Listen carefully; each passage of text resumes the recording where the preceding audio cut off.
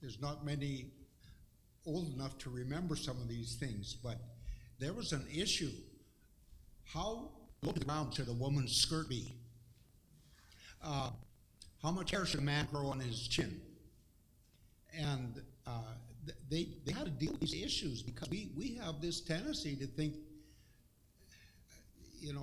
things are really different than they are. And Ellen White one time was said, put it in writing, how long a skirt should be. He says, I will not do that. And are we better Christians now that we don't make an issue of one person wears a beard, one person doesn't? Who cares, right? The idea is, I don't want to called selfless, right? What does that mean? We understand Jesus himself, so he had all knowledge of everything, so he came here. He loved to the end. And my idea is that where do we get that selfless stuff from? It's not, we're talking about what we're going to do, how do we behave, all this kind of stuff. I believe that the gist of this discussion is to work God means that when I let go of self and allow him to work in me, I fall deep, allowing myself to be led by the Spirit. That's what gives God glory. The word of my lesson today, God is all to the glory of God, all to the credit of God. I can do a lot of things on the outside, but not until I allow God to be on the inside out. And the only way that happens is if I can let go of self and allow him to work through me. True. That way he gets the glory, not me, because I can do things.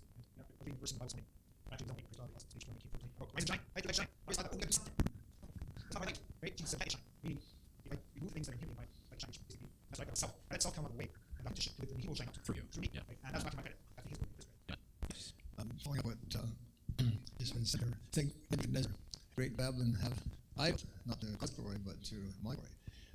I think that our memory text, I think as Seventh Adventists, maybe myself included, focus on the food and the drink.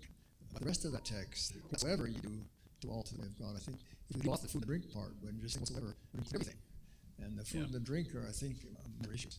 I think food offered to idols is something that doesn't really apply to us today, but the principle certainly does.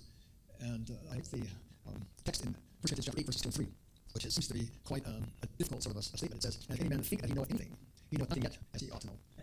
That's quite an amazing statement to me. And it's not only it's not a full statement. The rest of it goes on in verse 3. But if any man love God, the same is known of God. And to try and put those concepts together is not easy. I often hear this statement. I'm taking a little bit of time here, but Adventists, we have truth. We have the truth. I just said again this week. I was talking to somebody. Well, other churches